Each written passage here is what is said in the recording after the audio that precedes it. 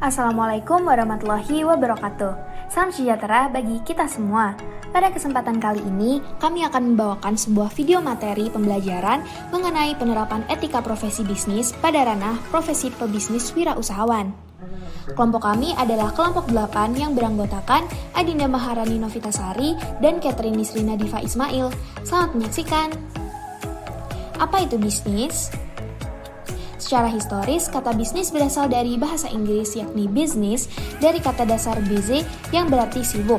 Dalam artian, sibuk mengerjakan aktivitas dan pekerjaan yang mendatangkan keuntungan. Menurut Afuah tahun 2004, bisnis adalah suatu organisasi yang menjual barang atau jasa kepada konsumen atau bisnis lainnya untuk mendapatkan dana agar memperoleh keuntungan. Terdapat 3 pendekatan dasar dalam merumuskan tingkah laku etika bisnis menurut von der Ems dan R.A. Wegley, yaitu 1. Utilitarian approach, 2. Individual rights approach, dan ketiga, justice approach.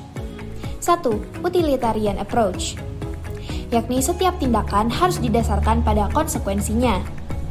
Kedua, individual rights approach. Setiap orang dalam tindakan dan kelakuannya memiliki hak dasar yang harus dihormati. Ketiga, justice approach.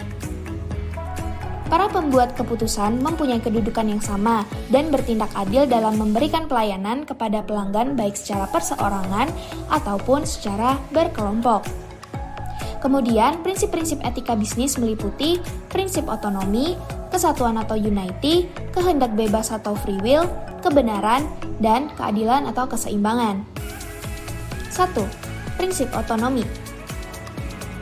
Perusahaan secara bebas memiliki wewenang sesuai dengan bidang yang dilakukan dan pelaksanaannya dengan visi dan misi yang dimilikinya. Kedua, kesatuan atau unity. Dalam konsep yang memadukan keseluruhan aspek-aspek kehidupan serta mementingkan konsep konsistensi dan keteraturan yang menyeluruh. 3. Kehendak bebas atau free will. Kebebasan merupakan bagian penting dalam nilai etika bisnis, dan kebebasan itu tidak merugikan kepentingan kolektif. Keempat, kebenaran. Mengandung 2 unsur yaitu kebajikan dan kejujuran. Kebenaran yang dimaksud adalah dalam semua aspek kehidupan. Kelima, prinsip keadilan. Perusahaan harus bersikap adil kepada pihak-pihak yang terkait dengan sistem bisnis.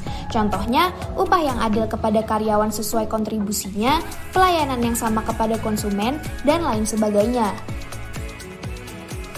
Berikut ini adalah salah satu penerapan etika profesi di ranah pebisnis wirausahawan yang dapat kita ambil.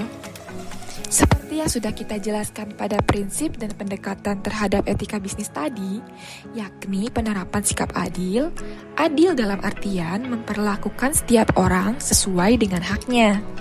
Hal ini dikemukakan oleh Mahmudin pada tahun 1996, halaman 81 dalam bukunya yang berjudul Etika Bisnis.